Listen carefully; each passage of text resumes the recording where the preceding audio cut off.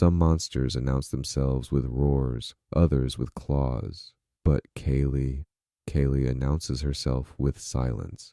The soft tap of bare feet on cold ground, a whisper of movement, a shadow that doesn't need sound to kill. She could wear shoes. She chooses not to, because her feet are weapons, claws long, curved, and razor sharp. Because she fights with every part of her body. Because she wants her enemies to hear her coming, just not soon enough to escape.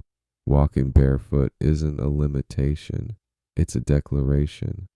Kaylee isn't just an alpha, she's an executioner. Not much is known about Kaylee's childhood, but what we do know paints a picture of a woman forged in violence. At some point in her early adult life, Kaylee killed another alpha and took their power. She built her own pack, nearly a dozen members strong, and became a leader feared across the supernatural world. She came to Beacon Hills in the early 2000s seeking guidance from Talia Hale, alongside Deucalion and Ennis. This was the Werewolf Summit, a meeting meant to unite packs against the rising threat of the Argent Hunters. But even then, Kaylee was cold, detached, focused only on her own pack. She didn't care about Ennis's beta being tortured. She didn't care about the Argents. She didn't care about the politics. She cared about strength, and she cared about survival. The summit ended in blood. Gerard Argent ambushed Deucalion, blinded him, and slaughtered his betas. Deucalion discovered he could still see through his wolf vision, and then he killed his entire pack, absorbing their power. He became the demon wolf, and he wanted more. He wanted a pack of augmented alphas, monsters who had killed their own betas and absorbed their strength. Ennis joined first, and Kaylee followed him. Before Kaylee joined the alpha pack, she had her own emissary, Julia Bakari. Julia wasn't just her advisor. She wasn't just her druid. She wasn't just her connection to the supernatural world. She was someone Kaylee loved. But to join Deucalion, Kaylee had to kill her entire pack, including Julia. She hesitated. She didn't want to kill her. She didn't want to lose her, but she did it anyway. She attacked Julia in the Beacon Hills Preserve, slashing her face and body until she was nearly dead. And then, in a moment of twisted mercy, Kaylee walked away, leaving her to die peacefully. But Julia didn't die. She crawled to the Nemeton, survived, and became Jennifer Blake, the Darroch. Kaylee's past wasn't just violent, it was haunted. Before the Alpha Pack became a symbol of fear, before Kaylee became Deucalion's blade, before she became the Barefoot executioner, she was something else. She was in love. Ennis wasn't just a packmate. He wasn't just an ally. He wasn't just another alpha. He was her partner. Deucalion said it himself. Kaylee joined the Alpha Pack because of Ennis. Not for power, not for dominance, not for the demon wolf's philosophy. She joined because she wanted to stand beside the only person she trusted. Their relationship wasn't tender. It wasn't soft. It wasn't human. It was forged in violence, sharpened by survival, and held together by the unspoken truth that monsters can love too, just differently. Ennis understood Kaylee's silence. Kaylee understood Ennis's rage. Together they were a storm. And then the storm broke.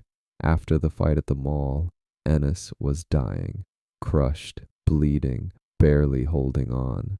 Kaylee and Aiden carried him to the animal clinic. Desperate, frantic, terrified. For the first time in her life, Kaylee hoped, but hope is a fragile thing. When she stepped outside, Deucalion slipped into the back room alone. He placed his hand on Ennis's skull and crushed it, not out of mercy, not out of anger, but out of strategy. He needed Kaylee broken. He needed her obedient. He needed her loyal. When Kaylee found Ennis's lifeless body, she didn't scream. She roared, a sound so violent it set off every car alarm in the parking lot. It was grief. It was rage. It was the sound of a monster losing the only person she ever loved. And then came the lie.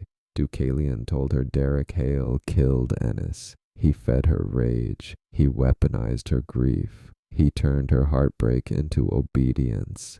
Kaylee didn't stay in the Alpha Pack because she believed in Deucalion. She stayed because she believed his lie. Her devotion became obsession. Her loyalty became fanaticism. Her purpose became vengeance. Every order she followed, every kill she made, every step she took barefoot across Beacon Hills. It was all because she thought she was avenging Ennis. She wasn't loyal to Deucalion, she was loyal to a lie. And by the time she learned the truth, it was already too late. The Alpha Pack wasn't a team. It wasn't a brotherhood. It wasn't a family. It was a philosophy built on blood. Kaylee killed her own pack. Ennis killed his. The twins killed theirs. They were monsters sharpened by loss, molded by Deucalion, and driven by the belief that power should be absolute. Kali became Deucalion's second in command, not because she respected him, but because she feared losing the only thing she had left, purpose. Kali's fighting style is unlike any other werewolf. She doesn't punch, she doesn't grapple, she doesn't wrestle. She strikes, her feet are her weapons, claws long enough to slice bone, sharp enough to pierce flesh, and strong enough to kill with a single kick. Walking barefoot isn't a choice, it's a necessity. Her claws would shred any shoe she tried to wear, but it became her identity, her symbol, her warning. When you hear bare feet behind you, it's already too late. Her introduction to Beacon Hills wasn't subtle. A girl who knew too much, a secret she shouldn't have seen, a truth she shouldn't have spoken. Kaylee didn't kill her, she didn't need to. One strike, one lesson, one message. We are here and we are watching. Isaac wasn't wandering. He was snooping, trying to help find Boyd and Erica, sneaking through the Alpha Pack's territory, searching for answers he was never meant to discover. He didn't hear Kaylee. Nobody ever does. Silent, barefoot, predatory. She appeared behind him like a shadow that suddenly had claws. One strike, fast, precise, final. And Isaac was captured, taken because he was somewhere he shouldn't have been, and because Kaylee never lets a mistake walk away. Her fight with Derek Hale is one of the cleanest demonstrations of her power. She moves like a blade. Every kick is a strike. Every step is a threat. Every breath is calculated. Derek is strong, but Kaylee is fast, and speed beats strength when the assassin knows exactly where to hit. She didn't fight Derek to win. She fought him to break him. When Deucalion wanted Derek to kill Boyd, Kaylee didn't argue. She didn't question. She didn't hesitate. She stood there, watching, waiting, demanding. Not because she wanted Boyd dead, but because she wanted Derek broken. This is what loyalty to Deucalion looks like. Obedience without mercy, devotion without emotion, violence without hesitation. Jennifer Blake, the Darach, understood something about Kaylee that no one else did. Kaylee wasn't fearless. She was conflicted. Kaylee had loved Julia. She had hesitated to kill her. She had left her alive out of mercy. And Jennifer remembered. When Jennifer confronted Kaylee, she didn't fight her strength. She fought her guilt. Kaylee died not because she was weak, but because she couldn't escape her past. Her final moment wasn't a battle, it was a reckoning. Jennifer lifted the shards of glass into the air. Kaylee stared at the woman she once loved, and when Jennifer asked if she regretted anything, Kaylee said she should have ripped her head off, and Jennifer ended her, barefoot, silent, just as she lived.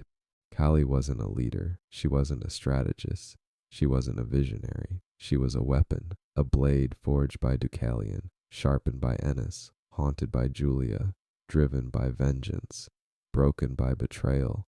Her legacy isn't in the kills she made, it's in the fear she created. Kaylee is remembered because she was different, because she was silent, because she was deadly, because she was the only alpha who didn't need claws on her hands to be terrifying.